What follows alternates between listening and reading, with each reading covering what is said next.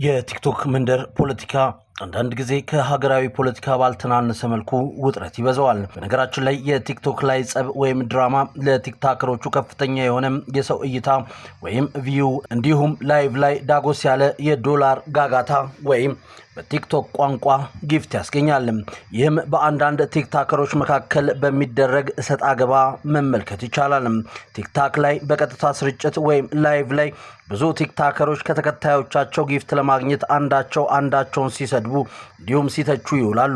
ይህም ነገር በላይቫቸው ላይ ብዙ ተመልካቾች እንዲያገኙ ያደርጋቸዋል። አንዳንዶች ደግሞ ፍጹም ምንም ሳይናገሩና ሳይጋገሩ ዓለም አቀፍ ዝናን ሲጎናጸፉ ተመልክተናል። ለምሳሌ እንደ ካቢላሚ ያሉ በቲክቶክ ዓለም አቀፍ ዝናን ያገኙ ተጽዕኖ ፈጣሪዎች ምንም ነገር ሳይናገሩ ዓለማችን ላይ ካሉ ቲክቶከሮች በተከታዮች ቁጥር 1 ለመሆን በቅተው የሀብት ማማ ላይ ሊቀመጡ ችለዋል። ከላይ ያነሷቸው ሁሉ እንዳነሳ ያስገደደኝ ከሰሞኑ ከሀገራችን ከሰሜናዊ ኮከብ መቀለ የተገኘውና በቲክቶክና በኢንስታግራም ላይ በሚለቃቸው ተንቀሳቃሽ ምስሎች ዝነኛ ስለሆነው አንድ ታዳጊ የተወሰነ ነገር ለማለት ስለፈለኩ ነው። አብራችሁን ቆዩ። ወድ አድማጭ ተመልካቾቻችን ቻናላችንን ሰብስክራይብ በማድረግ የደውል ምልክቷን በመጫን በየዕለቱ የምንለቃቸው መረጃዎች በፍጥነት እንዲደርሳችሁ አድርጉ እያልን ወደ ዋናው ጉዳያችን እንግባ።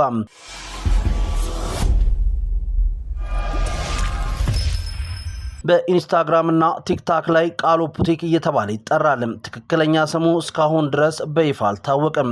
ስለዚህ ቃሉ ፑቲክ እያልን እንቀጥላለን። ቃሉ ፑቲክ ትውልዱና እድገቱ በትግራይዋ መቀለ እንደሆነ ታዋቂው ተጽዕኖ ፈጣሪ አዶናይ ብርሃንም በአንድ ቪዲዮ እንዲህ ሲል ተናግሮ በዛውም ምክሩን ለግሶታል። ይህ ልጅ ታውቁታላችሁ፣ ቃሉ ፑቲክ ተብሎ ይጠራል። አንድ ምክር ልሰጠው ፈልጋለሁ። እሱን እናንተ ተመልካቾችም አንድ ምክር ልሰጣችሁ ፈልጋለሁ። ልክ እንደሱ ምሳሌ ይዛችሁ ኢንተርናሽናል እንድትሆኑ አይ ቲንክ ሁላችንም የራሳችን መንገድ አለን ኢንተርናሽናል ምን ሆንበት። መጀመሪያ ለቃሉ ያለኝ ምክር ምንድነው? ቃሉ እንግዲህ የመቀሌ ልጅ ነው፣ ወደ አይደር። እኔ ያው እዛ አካባቢ እዛ ሰፈርም ባልሆን ትንሽ 10 ደቂቃ ራቅ ብዬ ነው ያደግኩትና በጣም ኮርቻለሁ። ኦልሞስት የሰፈሬ ልጅ እንደዚህ ኢንተርናሽናል ሆኖ ሳየው በጣም ትልቅ ደስታ ይሰማኛል። ግን ለቃሉ ትልቅ ምክር አለኝ። ይህ በኦንላይን እየመከርኩበት ያለው ምክንያት በቪዲዮ is because እናንተም እንድታዩ ነው እንጂ በውስጥ መጻፍ ይችላል ነበር፣ ችግር የለውም። እና ቃሉ አሁን በጣም ብዙ ሰዎች ከምታስበው በላይ ያጨናንቀዋል። ከምታስበው በላይ በጣም ብዙ ኮንተንት ክሪኤተሮች፣ በጣም ብዙ ካምፓኒዎች ካንተ ጋር ኮላብ ማድረግ ይፈልጋሉ። ይህ ደግሞ ትልቅ በረከት ነው እንድታቀው። ይህ በረከት መናቅ የለብህም፣ ግን ደግሞ ማገናዘብ አለብህ። ማን ነው ለጥቅሙ የፈለገ? ኦልሞስት አሁን ያለህበት ደረጃ፣ አሁን ያለፍክበት የበጠስከው መስመር አለ። ያ ምን አድርጎሃል መሰለክ? አሁን ኮንታክት እያደረጉ ያሉ ካምፓኒዎች፣ ኮንተንት ክሪኤተሮች በጣም እንዲፈልጉ አድርጓቸዋል። ግን እነዚህ ካምፓኒዎች አሁን አይጠቅሙም። that's why እምልህ ነገር ምንድነው? ተቻኩለህ ወደ ፕሮሞሽን እንዳትገባ። ኢቭን ለምን 300 ሺህ 400 ሺህ አይቀርብልህም? እውነቴን ነው የምልህ። መርጠህ መስራት ካለብህም መርጠህ መሆን አለበት። ካለህበት ኢንዱስትሪ ጋር ማች የሚያደርግ መሆን አለበት። ካንተ ጋር ማች የማያደርግ ካምፓኒ ጋር እንዳትሰራ። በቃ ሲሪየስሊ ነው የምልህ። የቤት የመኪና የቁሳቁስ የምናምን እቃዎች እንዳትሰራ፣ አያስፈልግህም በምን ታምር። ለምን 300 ሺህ 400 ሺህ 500 ሺህ አይከፍሉም? ትገባህ? መስራት ያለብህ ከማን ጋር ነው? ከፋሽን ጋር ነው። ያ ፋሽንም አጣርተህ መሆን አለበት። ምንድነው? ማን ነው? በደንብ አድርገህ ብራንዳቸው ከኔ ጋር ማች ያደርጋል ወይ? እየሄድኩበት ያለው መንገድ እኔን ኮምፕሊመንት ያደርጋል ወይ ብለህ አውቀህ መሄድ አለብህ። እውነቴን ነው የምልህ። አሁን ባንክ አካውንትህም ላይ 10 ሺህ ብር ቢኖርህም አንተ የሚያስፈልግህ አሁን ፕሮሞሽንና ብር ሳይሆን ትክክለኛ የሆነ ኮኔክሽን ነው። ኢቭን አሁን ማናጀር መቅጠር ካለብህም ማንኛውም ማናጀር እንዳትቀበል። ተረዳኸኝ? ማንኛውም ማናጀር እንዳትቀበል። አንተ የሚያስፈልግህ ማናጀር ማን ነው? ስለ ፋሽን አዌርነስ ያለው፣ ኢንተርናሽናል ኮኔክሽን ያለው፣ በጣም ብዙ ባለሀብቶችን የሚያውቅ የባለሀብቶች ኮኔክሽን ያለው፣ እነዚህ 3 ነገሮች የያዘ ማናጀር እንደሆነ ካወቅ that's your manager።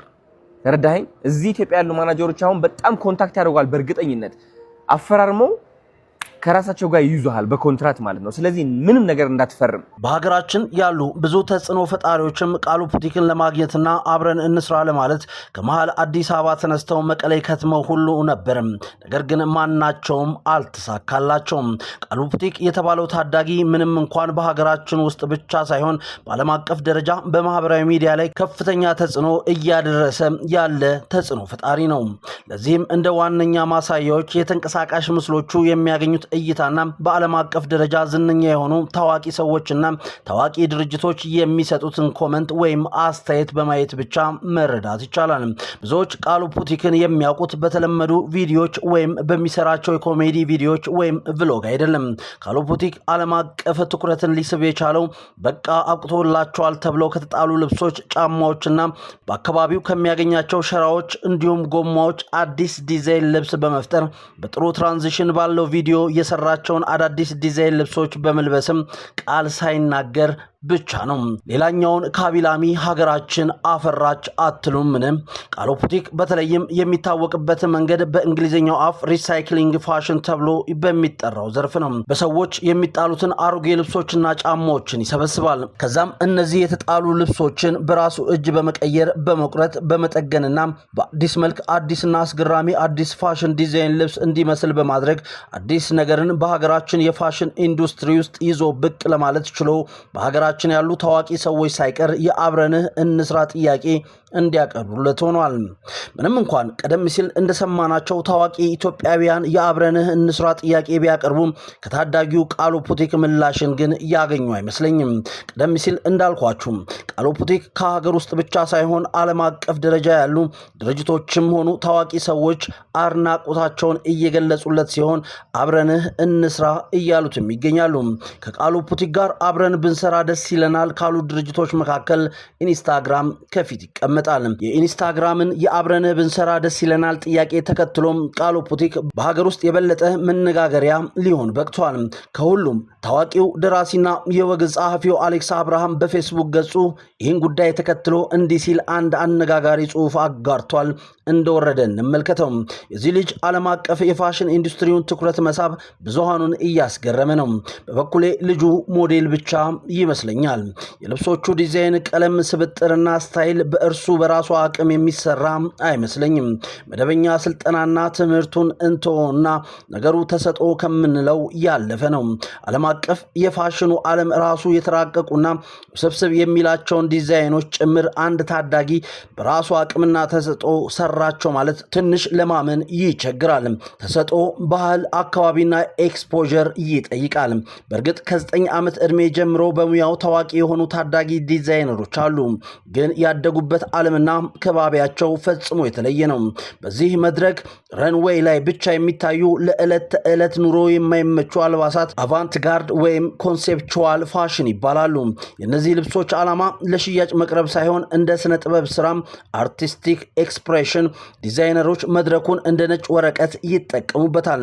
ልብሱን ለመልበስ ብቻ ሳይሆን አንድን ስሜት፣ ታሪክን ወይም መልእክትን ለማስተላለፍ የታለመ የጥበብ ውጤት ነው። በሌላ አባባል በአልባሳት የሚገለጽ ፍልስፍና እንጂ ተራ የልብስ ጉዳይ አይደለም። ልክ እንደ ሰዓሊ በጨርቅ ላይ ሐሳባቸውን ይገልጻሉ ወይም ሃውት ኩተር የሚሏቸው ለጥቂት በጣም ሀብታም ለሆኑ ደንበኞቻቸው ወይም ለታዋቂ ሰዎች ለቀይ ምንጣፍ ዝግጅት የሚሰሩ ናቸው። ብዙሃኑ ቁሳቁሶች አሮጌ መሆናቸው እንጂ ከባዱንና አርቲስቲክ የሆነውን ጉዳይ የተመለከተ አይመስለኝም። የሆነው ሆኖ ማንም ይስራው ማን እንደ ሀገር ትልቅ ትርፍ፣ ትልቅ ጅማሬ ነው። ከሀገር ውስጥ እንደ ሶል ሬቤልስና መሰል ድርጅቶች ለመጀመር እጃቸው ያለበትን ሁሉ በደንብ ቢያስቡበት አሪፍ ነው። ግን እደግመዋለሁ፣ ልጁ በራሱ ዲዛይን አድርጎ ሰርቷቸው ከሆነ ምናልባትም በክፍለ ዘመኑ ከታዩ የፋሽን ዓለም ክስተቶች አንዱ በሀገራችን ተከስቷል ሲል አነጋጋሪ ጽሑፉን ያጋራ ሲሆን ሰዎችም የተለያዩ አስተያየቶችን እየሰጡት ነው። ሌላው የቃሉ ፑቲክን ኢንስታግራም የኔ ነው ያለው አንድ ግለሰብም እንዲሁ ከዚሁ ከካሉ ፑቲክ ጋር በተያያዘ መነጋገሪያ የሆነ ክስተት ነው። ጉዳዩ እንዲህ ነው። አብዱልፈታህ መሐመድ የተባለ ከ301 ሺህ በላይ የፌስቡክ ተከታይ ያለው ሰው እንዲህ ሲል በፌስቡክ ገጹ ይለጥፋል። አድርሱለት ለቲክታከር ካሉ ፑቲክ። ካሉ ፑቲክ ቲክታክ እንጂ ኢንስታግራም የለውም። 1 ሚሊዮን የደረሰውም የኢንስታግራም አካውንት የኔ ነው። ስራዎቹ የሱ ቢሆኑም በሱ ስራና በሱ ስም የከፈትኩት አካውንት ነው። በዋጋ ከተስማማን ልሸጥልህ ዝግጁ ነኝ ብሎ ይለጥፋል። ሰላም ቤተሰቦች እንዴት ናችሁ? አማን ናችሁ? ከላይ የምትመለከቱት የኢንስታግራም አካውንት ማታ በፌስቡክ ገጽ ላይ ፖስት አድርጌ ተናግሬ ነበረ። አካውንቱ የሱ አይደለም የኔ ነው ብዬ ገልጬ ነበረ። ልጁን ላገኘው አልቻልኩም። በብዙ ነገር ሞክሬ ላገኘው አልቻልኩም እና አገናኙኝ በሚል ብዙ ነገር ጥሬ ነበረ። ያን ስቸገር ግን ሚዲያ ላይ አውጥቼ ፌስቡክ ላይ ልናገር ሞክሬያለሁኝ። አሁን ልጁ ጋር ተገናኝቻለሁኝ። አግኝቶኛል። አካውንቱን መልሼለታለሁኝ። አሁን በእጁ ላይ ይገኛል። ኢሜይሉንም በነፃ ነው የሰጠሁት። እመኑኝ፣ እንደ ኢትዮጵያዊ ጨዋነት በነፃ ነው የሰጠሁት። አንድ ብር ሳልጠቀም ያ ሁላ ነገር አፍስሼበት ያ ሁላ ነገር አባከኘበት 1 ብር ሳልጠይቀው ኢሜይሉንም ፓስዋርዱንም ሰጥቼዋለሁ። ይህንንም ተከትሎ በርካቶች የተለያየ አስተያየትን የሰጡ ሲሆን ከአንድ ቀን በኋላ ግን ፕራንክ ነው፣ መረጃ አጣሩ፣ እኔ ውሸቴን ነው ሲል አብዱልፈታህ መሐመድ ተናግሯል። ግለሰቡ በፌስቡክ ገጹ በለቀቀው 2 ተንቀሳቃሽ ምስል እንዲህ ብሏል። አብዱልፈታህ መሐመድ ባስተላለፈው መልእክትም በማህበራዊ ሚዲያ የሚለቀቁ መረጃዎች ምን ያህል አሳሳች ሊሆኑ እንደሚችሉ በራሱ ላይ የደረሰን አጋጣሚ በማሳያነት አቅርቧል። አብዱልፈታህ እንደገለጸው የቲክቶክ ዝነኛ ካሉ ፑቲክ ትክክለኛ የኢንስታግራም አካውንት እንደሌለው በመጥቀስ በስሙ ተከፍቶ 1 ሚሊዮን ተከታዮችን ያፈራው የኢንስታግራም ገጹ የራሱ መሆኑን የሚያሳይ መረጃን አጋርቶ ነበር። ይህንንም ያደረገው መረጃዎችን ምን ያህል በቀላሉ ሊጭበረበሩ እንደሚችሉ ለማሳየት የነበረ ቢሆንም በርካታ ግለሰቦችና የቲክታክ ተጠቃሚዎች ድርጊቱን ሳያጣሩ የተለያዩ የተዛቡ መረጃዎችን ሲያሰራጩ መቆየታቸውን ገልጸዋል። በአሁኑ ወቅትም በማህበራዊ ሚዲያ ላይ የሚለቀቁ መረጃዎች፣ ቪዲዮዎችና ጽሁፎች ሁሉ እውነት ላይ ሆኑ እንደሚችሉና በቀላሉ ሰዎችን ሊያሳስቱ እንደሚችሉ በመግለጽ ማንኛውም መረጃ ከመቀበላችን በፊት ለሌሎች ከማጋራታችንም በፊት ትክክለኛነቱን የማጣራት ባህል ሊኖረን እንደሚገባም አጽንኦት ሰጥቷል። በተለይም ከሀገር ሰላምና ደህንነት ጋር የተያያዙ ጉዳዮችን ከመንግስት ይፋዊ ገጾችና ከታመኑ የሚዲያ ተቋማት ብቻ መከታተል እንደሚገባም ተናግሯል። አብዱልፈታህም በማህበራዊ ሚዲያ የሚታዩ ነገሮችን በጭፍኑ ከማመን ይልቅ መረጃዎችን የማጣራት ወይም ፋክት ቼክ ልማድ እንዲዳብር በለቀቀው ተንቀሳቃሽ ምስል አጋርቷል። ሰላም ቤተሰብ እንዴት ናችሁ? አማን ናችሁ? በድጋሚ ተመልሻለሁ። ከትላንትናና እስካሁን ሰዓት ባለው ጊዜ ላይ ምን ለመረዳት ይችላችኋል ማለት ከቻላችሁ ብዙ ነገር ተምረንበታል። ብዙ ነገር ተምሬበታለሁ እኔ ራሴ ማለት ነው። ራሴ በለቀኩት ፖስት በአንዲት ስክሪንሾት ፖስት ብዙ ነገር ማጭበርበር ብዙ ነገር ማወዛገብ እንደሚቻል፣ ብዙ ነገር ማሳሳት እንደሚቻል፣ መረጃ ማሳሳት እንደሚቻል ለመረዳት ይችላል። ምን ለማለት ፈልጌ ነው? አሁንም ቢሆን ከፎልስ መረጃ ምን ያህል እውነት ነው ምን ያህል ውሸት ነው የሚለውን ነገር መረዳት አስፈላጊ ነው ባይ ነኝ። ይሄ ሁሉ የምንሰማው ወሬ ሁሉ እውነት አይደለም። ይሄ ሁሉ የምንሰማው ሁሉ የተጻፈው ሁሉ እውነት አይደለም። የተነገረው ሁሉ እውነት አይደለም። የሰማችሁትን ሁሉ እውነት ላይሆን ይችላል። ማረጋገጥ አለባችሁ። እኔ እሱ አካውንት ነው ብዬ አንዲት ቁራጭ ስክሪንሾት ጽፌ ፖስት ባደረኩት ይሄ ሁሉ ቲክቶከሩ ምናምኑ አምነው ብዙ ነገር ተናገሩ። ጨበርባሪ፣ ሌባ ምናምን ይሄ ውሸት ነው፣ ፌክ ነው። ሲጀመር አፕሪል ነው ወሩ፣ አፕሪል ዘፉል ያው እሱ እንኳን ባይልም በዚህ መረዳት የለብንም። እውነትን ከውሸት ለይቶ እንትን ማለት ይልመድብን። በቃ መረጃ ማጣራት ላይ ይልመድብን። አሜሪካ ላይ ሆነው ኢትዮጵያ ላይ ይሄን ያህል ሰው ሞተ፣ ይሄን ያህል ተጋደለ፣ እንደዚህ ሆነ፣ መንግስት እንደዚህ ሆነ፣ ይሄ እንደዚህ ሆነ፣ ውሸት ነው። በቃ አጣሩ፣ የተጣራ መረጃ ስሙ። መንግስት የሚልክላችሁ በመንግስታዊ ኦፊሻል ፔጆች የሚነገሩ ትክክለኛ ዜናዎችን እያዳመጣችሁ ትክክለኛ የመንግስት ፋስት ቼክ ማድረጊያ ብዙ ነገሮች አሉ። እነዛን እያጣራችሁ ከውሳኔ በፊት ከመናገራችሁ በፊት መልስ ከመስጠታችሁ በፊት ነገሮችን የማጣራት ልምድ ይኖርብን ለማለት ነው። አመሰግናለሁ። በመጨረሻ አንድ መልእክት ለማስተላለፍ ደስ ይለኛል። አንድ መልእክት በመጨረሻ አስተላልፋለሁ። ብልጽግናን ምረጡ። ብልጽግና ፓርቲያችን መምረጡ። እናንተስ እዚህ ጉዳይ ላይ ምን ትላላችሁ? ሐሳባችሁን አጋሩን። ለማንኛውም ግን በአሁን ሰዓት በማህበራዊ ሚዲያ ላይ በተለይም በፋሽንና በይዘት ፈጠራ ወይም ኮንተንት ክሪኤሽን በዓለም አቀፍ ደረጃ ስሙን በከፍተኛ ሁኔታ እየናኘ የመጣው ቃሉ ፑቲክ ከራሱ ከኢንስታግራም ኦፊሻላዊ አካውንት ልዩ የአብረንህ እንስራ ጥሪ ቀርቦለታል። ኢንስታግራምም በቃሉ የቪዲዮ ስራዎች ስር ባሰፈረው አስተያየት በቀጣዩ ሳምንት በዋናው የኢንስታግራም ገጽ ላይ ፊቸር ሊያደርገው ወይም ሊያስተዋውቀው እንደሚፈልግ ገልጾለታል። ኢንስታግራምም እንዲህ ያለውን እድል የሚሰጠው በዓለም አቀፍ ደረጃ ልዩ ተጽዕኖና የፈጠራ ብቃት ላላቸው ጥቂት ሰዎች ብቻ መሆኑ ልብ ሊባል ይገባል።